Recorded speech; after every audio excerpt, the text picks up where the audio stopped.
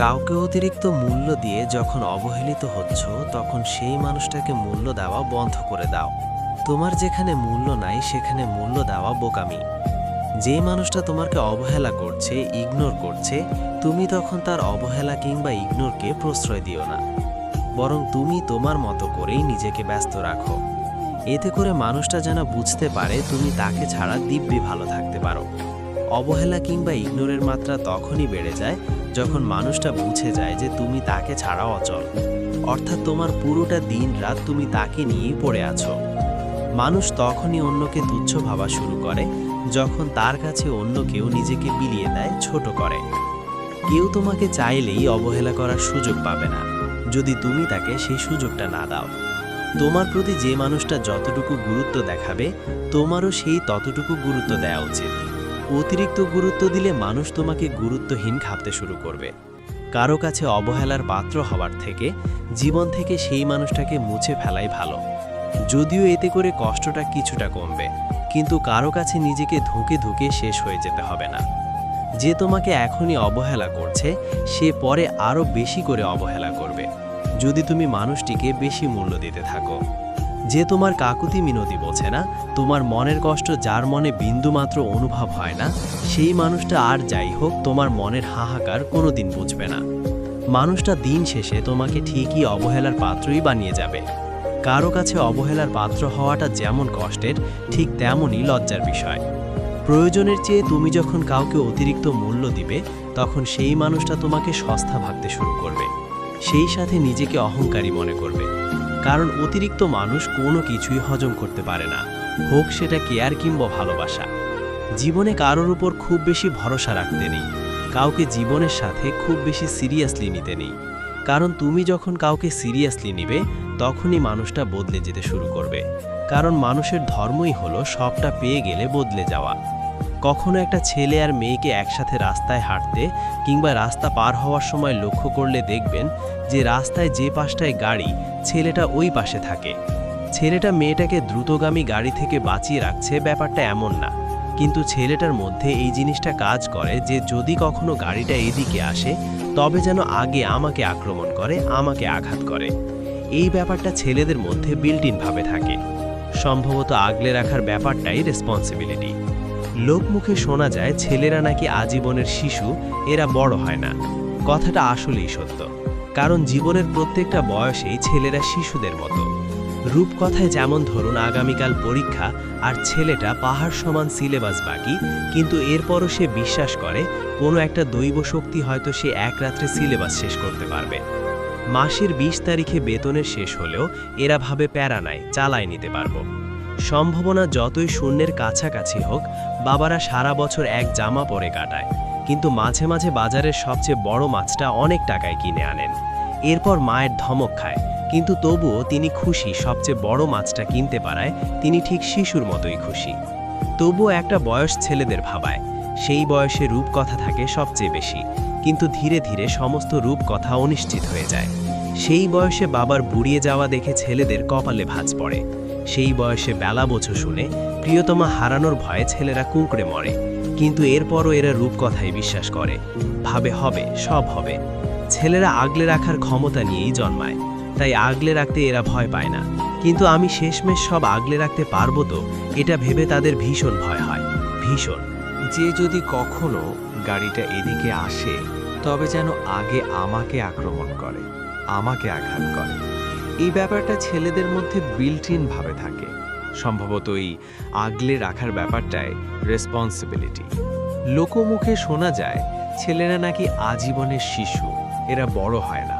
কথাটা আসলেই সত্য, কারণ জীবনের প্রত্যেকটা বয়সেই ছেলেরা শিশুদের মতো রূপকথায় বিশ্বাস করে। যেমন ধরুন আগামীকাল পরীক্ষা আর ছেলেটার পাহাড় সমস্ত সিলেবাস বাকি, কিন্তু এরপরও সে বিশ্বাস করে কোনো একটা দৈব শক্তি হয়তো সে এক রাত্রেই সিলেবাস শেষ করতে পারবে। মাসের তারিখে বেতনের শেষ হলেও এরা ভাবে প্যারা নাই, চালায় নিতে পারবো। সম্ভাবনা যতই শূন্যের কাছাকাছি হোক। বাবারা সারা বছর এক জামা পরে কাটায়, কিন্তু মাঝে মাঝে বাজারের সবচেয়ে বড় মাছটা অনেক টাকায় কিনে আনেন। এরপর মার ধমক খায়, কিন্তু তবুও তিনি খুশি। সবচেয়ে বড় মাছটা কিনতে পারায় তিনি ঠিক শিশুর মতোই খুশি। তবুও একটা বয়স ছেলেদের ভাবায়, সেই বয়সে রূপকথা থাকে সবচেয়ে বেশি। কিন্তু ধীরে ধীরে সমস্ত রূপকথা অনিশ্চিত হয়ে যায়। সেই বয়সে বাবার বুড়িয়ে যাওয়া দেখে ছেলেদের কপালে ভাঁজ পড়ে। সেই বয়সে বেলা বুঝে প্রিয়তমা হারানোর ভয়ে ছেলেরা খুকরে মরে। কিন্তু এরপরও এরা রূপকথায় বিশ্বাস করে, ভাবে হবে, সব হবে। ছেলেরা আগলে রাখার ক্ষমতা নিয়েই জন্মায়, তাই আগলে রাখতে এরা ভয় পায় না। কিন্তু আমি শেষমেশ সব আগলে রাখতে পারবো তো, এটা ভেবে তাদের ভীষণ ভয় হয়, ভীষণ। আমরাও ভুলটা কোথায় করি জানো? গুরুত্ব না দেওয়া মানুষগুলোর কাছে আমরা গুরুত্ব খুঁজতে যাই। যে মানুষটা সবার খেয়াল রাখে তারই হয়তো একদিন খেয়াল রাখার মতো কেউ থাকে না। কিছু কিছু মানুষ এতটাই ভালো হয় যে অন্যের খুশির জন্য নিজের খুশিটাকে মাটি করে দেয়। কখনো ফিরে এসো না, কারণ আমার বদলে যাওয়া রূপ তুমি সহ্য করতে পারবে না। কারোর চোখের দুফোঁটা জল দেখে নিজে কেঁদে ফেলার নাম ভালোবাসা। কিছু কষ্টের পরিমাণ এত বেশি হয় যা না প্রকাশ করা যায়, না কাউকে বোঝানো যায়। শুধু নীরবে চোখের জল ফেলতে হয়। বড্ড বোকা ছিলাম, তাই মুখোশগুলোকেই মুখ ভেবেছিলাম। কি দরকার ছিল এত অভিনয় করার? বলে দিলেই পারতে, তোমাকে আর প্রয়োজন নেই। জীবনে এমন একজনকে দরকার যে আমার মনের ফিলিংসগুলো বুঝবে। তোমাকে ভালোবাসি কি না এখনও জানি না, তবে এখনও সারা রাত জেগে তোমার ফোনের অপেক্ষা করি। কিছু সম্পর্ক ভাঙা বাড়ির মতো হয়, তাকে তুমি যতই সাজাও না কেন কখনো নিজের হবে না। তাকে বোঝানোর মতো ক্ষমতা আমার নাই, তাই আড়াল থেকেই ভালোবাসি। সবাইকে ভালোবাসা যায় না, আর যাকে ভালোবাসা যায় তাকে কখনো ভুলে থাকা যায় না। যার জন্য তোমার অন্তর পড়ে ছাই, খোঁজ নিয়ে দেখো তার অন্তরে তুমি নাই। তোর দেওয়া কষ্টগুলো এখন অভ্যাসে পরিণত হয়ে গেছে। যারা বারবার অপমান সহ্য করেও একটা সম্পর্কে পড়ে থাকে তারা দুর্বল নয়, তারা একটু বেশি আগলে রাখতে চায়, তারা একটু বেশি নির্ভরশীল হয়ে পড়ে। ডিলিট যত তাড়াতাড়ি হয়, ডাউনলোড তত তাড়াতাড়ি হয় না, সেটা অ্যাপ্লিকেশন হোক বা সম্পর্ক। জানতে খুব ইচ্ছে করে যার কথা আমার এত মনে পড়ে তার কি আমার কথা একবারও মনে পড়ে না? ভালোবাসা সত্যিই এক অদ্ভুত নেশার নাম। হে নেশায় আসক্ত হলে বেঁচে থাকা যতটা আনন্দের, এই নেশা কাটিয়ে বেঁচে থাকার চেষ্টা করা তার চেয়ে হাজার গুণ কষ্টের। তবু মানুষ ভালো, কারণ দিনের শেষে সব হারিয়ে হলেও শুধুমাত্র ভালোবাসা আঁকড়েই বেঁচে থাকার শেষ চেষ্টাটুকু করে। কিছু বোকা মানুষ। আমারও একটি কলিজার টুকরা ছিল। ও হাসলে পুরো পৃথিবীটা হাসত। ও জানতো না কলিজা কোন জায়গায় ছিল। কলিজাটা বেইমান হলেও সেই একই জায়গায় আছে। কলিজার টুকরা নিঃশ্বাসটুকু কখন চলে যাবে আমার আল্লাহ বাকি জানেন, তবে তুমি জানতে পারবে না রে পাখি। আমি জানি না যারা ছেড়ে যায় তারা বিচ্ছেদের পরও ভালোবাসে কিনা। তোমার মতো যারা কারণা দেখিয়ে ছেড়ে যায় তারা আদৌ মনে রাখে কিনা। সম্পর্কের নাম যাই হোক না কেন, মন খারাপের সময় যে পাশে থাকে সে সবচেয়ে কাছের মানুষ। পৃথিবীতে বাঁচতে হলে অনেক সময় অনেক কিছুই মেনে নিতে হয়। মাঝে মধ্যে ভালো থাকার জন্য সবাইকে ছেড়ে দিয়ে একা থাকা উচিত। কিছু কিছু মুহূর্ত আসে যখন নিজের অসীম ভালো লাগাকে বিসর্জন দিতে হয়। কারো বিপদ দেখে উচ্ছ্বাসিত হইও না। আগামীকাল তিনি কী অবস্থায় থাকবে তা তোমার জানা নেই। মেনে নিতে আর মানিয়ে নিতে নিতেই জীবন শেষ। সময় যেমনই হোক না কেন এক সময় সেটা বদলে যায়, কিন্তু মুখের কথা আর সম্পর্ক সারা জীবন মনে থেকে যায়। জোর করে ভালোবাসা পাওয়ার চাইতে শান্তির দূরত্ব অনেক ভালো। তুমি টাকা তৈরি করো, সম্পর্ক তৈরি করবে। কিছু কথা কাউকে বলা যায় না, বোঝানো যায় না, নিজের ভেতরটাকে শুধু কুড়ে কুড়ে খায়। তুমি আমার সমালোচনা করো, এইটা তোমার যোগ্যতা, আর আমি ওসব পাত্তা দেই না, এটি আমার ক্ষমতা। মুখে হাসি রাখা ভালো কথা, কিন্তু অন্যের খারাপ পরিস্থিতিতে নয়। আশা যেখানে শেষ, জীবনের শান্তি সেখান থেকেই শুরু। মিথ্যে বিয়ে সত্যিকে যতই ধামাচাপা দেওয়ার চেষ্টা করো না কেন, সত্যি একদিন ঠিক বেরিয়ে পড়বে, এটাই বাস্তব। যে নিজের কষ্ট ভালোভাবে বুঝতে পারে সে অন্যকে কিছুতেই কষ্ট দিতে পারে না, কারণ সে জানে কষ্টের মতো বিষাক্ত জিনিস পৃথিবীতে আর কিছুই নেই। পায়ের তলার মাটি শক্ত হলে কাঁধে হাত রাখার লোকের অভাব হয় না।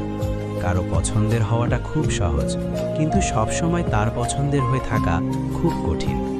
ছোটবেলায় একা থাকতে ভয় লাগে, বড়বেলায় একা থাকতেই ভালো লাগে। সম্পর্কের নাম যাই হোক না কেন, মন খারাপের সময় যে পাশে থাকে সেই সবচেয়ে কাছের মানুষ। খুব অল্পতে যারা মানুষকে আপন করে নেয়, পৃথিবীতে তারাই সবচেয়ে বেশি কষ্ট পায়। মানুষের জীবনে সবথেকে বেশি যে জিনিসটা প্রয়োজন তা হলো ধৈর্য। খুব ভালো সময়েও ধৈর্যের প্রয়োজন, খুব খারাপ সময়েও ধৈর্যের প্রয়োজন। ধৈর্য হারা হলেই সর্বনাশ। ভুলে যাও, ভালো থাকবে, সদ্য সব ঠিক হয়ে যাবে, এসব বলে সব সমস্যা এড়িয়ে যাওয়ার নামই ম্যাচিওরিটি। অপমানের উচিত শিক্ষা কখনোই অপমান নয়। এমন কিছু করে দেখাও যাতে সে নিজেই নিজের কাছে ছোট হয়ে যায়। অতি লোভে বিবেক নষ্ট, অতি আদরের সন্তান নষ্ট হয়, লবণের তরকারি নষ্ট হয়, অতি সন্দেহে সম্পর্ক নষ্ট হয়, অতি অহংকারে মানুষের পতন হয়। যদি তুমি তেল মারো তবে তুমি সত্যি বলো, তুমি শেষ। ডিপ্রেশন এমন এক রুমমেট যাকে আপনি লাথি দিয়ে বাসা থেকে বের করে দিতে পারবেন না। যারা ডিপ্রেশনে ভোগে তাদের বুকের মধ্যে এক ধরনের শূন্যতা অনুভব করে, নিরন্তর শূন্যতা। এই শূন্যতার অনুভূতি সবচেয়ে ভয়ঙ্কর। এই শূন্যতাই মানুষকে প্ররোচিত করে আত্মহত্যা করতে।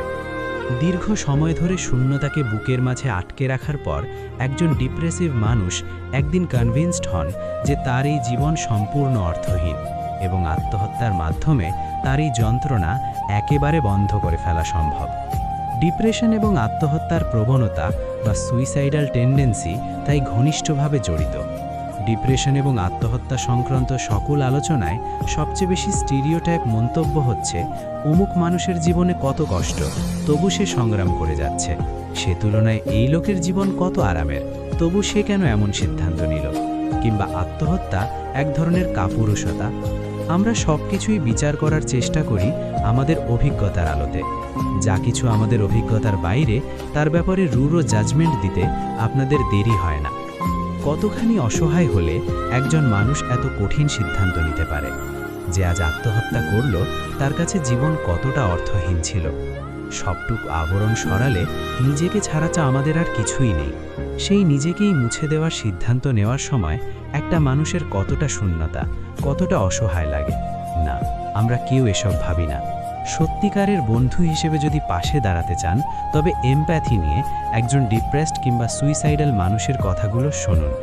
এমনকি বলার দরকার নেই যে আপনি তার কষ্ট অনুভব করতে পারেন, যেটা সম্ভবত আসলেই পারেন না। আপনি শুধু শুনুন, বলবার দরকার নেই কে ভুল কে ঠিক কিংবা জীবন কত চমৎকার। ডিপ্রেসড মানুষের রিকভারি অনেক সহজ হয়ে যায় যখন তার পরিবার, বন্ধু, আপনজনরা তার ডিপ্রেশন নিয়ে তাকে জাজ না করে, বরং পাশে থাকে, তার অনুভূতিগুলো বুঝতে চেষ্টা করে। আপনাকে সে অনেক বেশি ভালোবেসেছিল, তাই না? অনেক কেয়ার করত, কিছুক্ষণ পরপর আপনার খোঁজ খবর নিত, বারবার SMS করে জানতে চাইতো কেমন আছো, কি করো, কোথায় আছো, খাওয়া দাওয়া করেছো কিনা, অনেক প্রশ্ন করত, তাই না? যার কোনো সীমা নেই। সে সকাল, দুপুর, বিকেল, সন্ধ্যা, রাত এবং সবসময় SMS করে আপনার খোঁজ রাখত। তার কেয়ারিং দেখে আপনিও দুর্বল হয়ে পড়লেন এবং তার কথা মতো চলতে শুরু করলেন। কিন্তু হুট করে সে একদিন পরিবর্তন হয়ে যাবে। কি অবাক হলেন? অবাক হওয়ার কিছুই নেই। ভুল মানুষের ভালোবাসা এমনভাবেই শুরু হয়। যে মানুষটা রাতভর জেগে আপনার সাথে কথা বলতো, আপনার কণ্ঠ না শুনলে যে মানুষটা ঘুমাতে পারত না, একসময় দেখবেন সেই মানুষটা রাত 10টার আগেই গভীর ঘুমে তলিয়ে পড়বে। তখন বুঝে নিয়েন মানুষটা একটু একটু করে আপনার জীবন থেকে সরে যাওয়ার পথ খুঁজছে। আপনাকে অনলাইন দেখা মাত্রই যে মানুষটা আগে নিজ থেকে মেসেজ করত, আজ সেই মানুষটাই এখন আপনাকে অনলাইন দেখে ফেসবুকের চ্যাট অফ করে রাখে। যে মানুষটা আপনার সাথে কথা বলার জন্য অস্থির থাকত, আজ সেই মানুষটাই আপনার মেসেজটাও সিন করার সময় পায় না। এক সময় দেখবেন সেই মানুষটাই আপনার পাশ দিয়ে হেঁটে চলে যাবে, অথচ আপনার দিকে ফিরেও তাকাবে না। তখন মনে অনেক প্রশ্ন জাগবে, কেন সে এমন করছে? একদিন কথা বলতে না পারলে যে মানুষটা প্রত্যেক মিনিটে মিনিটে আপনাকে কল দিয়ে বিরক্ত হয়ে আপনি যার নাম্বার ব্লক লিস্টে করে দিতেন, সেই মানুষটাই দেখবেন 1 মাস 1.5 মাস আপনাকে ছাড়া দিব্যি ভালো থাকবে, কোনো কল দিবে না। আপনার এক কথাতেই যে মানুষটা উঠতো বসতো, প্রত্যেকটা কাজ করার আগেই যে মানুষটা আপনার পরামর্শ জানতে চাইতো, এক সময় দেখবেন সেই মানুষটাই আপনাকে 2 পয়সার পাত্তা দিবে না। খুব কষ্ট পাচ্ছেন, তাই না? আরেকটু নিচে নামুন। যে মানুষটা আপনাকে তার অক্সিজেন ভাবতো এক সময়, সেই মানুষটাই দেখবেন আপনার মুখের উপর আপনাকে ডাস্টবিনের বস্তা পচা নর্দমার সাথে তুলনা করবে আর অজুহাত খুঁজবে কিভাবে আপনার কাছ থেকে কেটে পড়া যায়। পরিবারের অজুহাত দেখেই একদিন সে ঠিকই আপনার কাছ থেকে পার হয়ে যাবে। নিজের স্বার্থের জন্য তার প্রয়োজন ছিল আপনার সাথে সময় কাটানোর, তার চাওয়া পাওয়া পূরণ করতে আজ সে সফল হয়েছে তাই চলে গেছে। তাহলে সে আপনার পাশে থেকে কি করবে বলুন? তখন ভাববেন, যে মানুষটা আমাকে এত ভালোবাসলো, এত কেয়ার করলো, সে আজ আমাকে একা করে চলে গেল। এই প্রশ্নের উত্তর খুঁজে পাবেন না। নিজের অজান্তেই তখন খুব কষ্ট লাগবে আপনার বুকের ভেতর, চিনচিন করে ব্যথা করবে, নিঃশ্বাস নিতে খুব কষ্ট হবে। সেটা আপনার সহ্য হবে না, সব কিছু মিথ্যে মনে হবে ভালোবাসা বলতে কিছুই নেই। আসলে এমন পরিস্থিতিতে এমনটা ভাবাটাই স্বাভাবিক। তখন বুঝে নিন আপনি বাস্তবতার মুখোমুখি হয়েছেন, ভুল মানুষের প্রেমে পড়ে। যে আপনাকে সত্যিকারের ভালোবাসবে সে কখনো আপনাকে ছেড়ে চলে যাবে না, পরিস্থিতি যেমনই হোক না কেন। পুরো পৃথিবী একদিকে হলেও সে আপনাকে কখনোই ছাড়বে না। এটাই সত্যিকারের ভালোবাসা।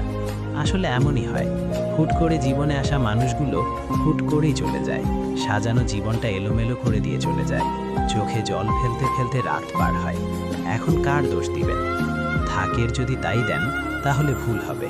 আপনি লেখাপড়া করে হয়তো অনেক সার্টিফিকেট অর্জন করেছেন, কিন্তু বাস্তব জীবনের সার্টিফিকেট এটাই, যা ভুল মানুষের প্রেমে পড়ার প্রতিটি পদক্ষেপ হিসাব করে চলতে হয়। কিন্তু আপনি কল্পনার জগতে ছিলেন, সেই হিসাবটা ঠিক মতো করতে পারেননি, তাই এমন হয়েছে। মানুষ মাত্রই পরিবর্তনশীল, সে আপনার সাথে মিথ্যা অভিনয় করে টাইম পাস করছে। আর হ্যাঁ, চলে যাওয়া মানুষকে কখনো ফেরানোর চেষ্টা করবেন না, তাকে মনেও করবেন না। তাকে ভুলে যাওয়াই বুদ্ধিমানের কাজ। সময়ের কাজ সময়ের মাঝেই করতে হয়, কঠিন বাস্তবতা। যারা নিয়মিত মাসুদ রানা ব্লগ চ্যানেলের ভিডিও দেখেন তাদের প্রতি অফুরন্ত কৃতজ্ঞতা। নতুন বন্ধুরা একটু সাবস্ক্রাইব করে নিন প্লিজ। আর হ্যাঁ, ভিডিওটা যদি একটুও ভালো লেগে থাকে তাহলে শেয়ার করে আরও বেশি মানুষের কাছে পৌঁছে দিন। Love you all.